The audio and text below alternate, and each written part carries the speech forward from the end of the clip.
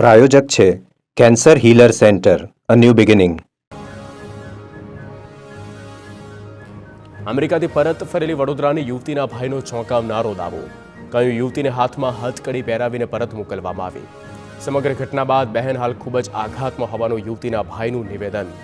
પરત ફરનારા સાથે કેદીઓ જેવું વર્તન કરવામાં આવ્યું હોવાનો આરોપ લગાવવામાં આવ્યો.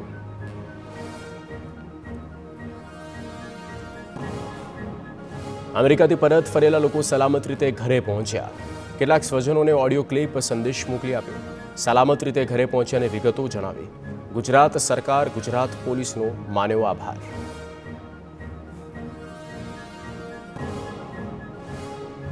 અમેરિકાથી ડિપોર્ટ કરાયેલો યુવક પહોંચ્યો વિરમગામ. જયેશ રામી નામનો યુવક પોલીસ સમક્ષ હાજર થયો. યુવક 40 દિવસ પહેલા ગેરકાયદે રીતે ગયો હતો અમેરિકા.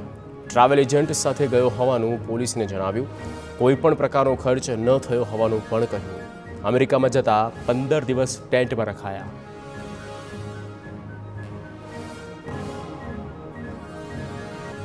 ગાંધીનગરમાં કલોલ, માણસા, બાપુપુરા સહિતના ગામમાં લોકો પરત ફર્યા. લોકોએ ડિપોર્ટ થયેલા નાગરિકોના પરિવાર સાથે સંપર્ક ટાળ્યો. બાપુપુરાનો યુવક પણ હતો સામેલ. જોકે પુત્ર ક્યાં ગયો તે વાતથી પિતા અજાણ. કયું યુરોપના વિઝા મળ્યા હતા અને ફરવા ગયો હતો. જે બાદ ક્યાં ગયો એ ખબર નથી.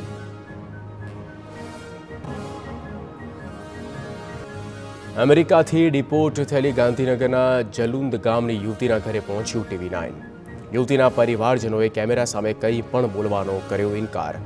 યુવતી પ્રથમવાર જ અમેરિકા ગઈ હોવાની મળી પ્રાથમિક માહિતી.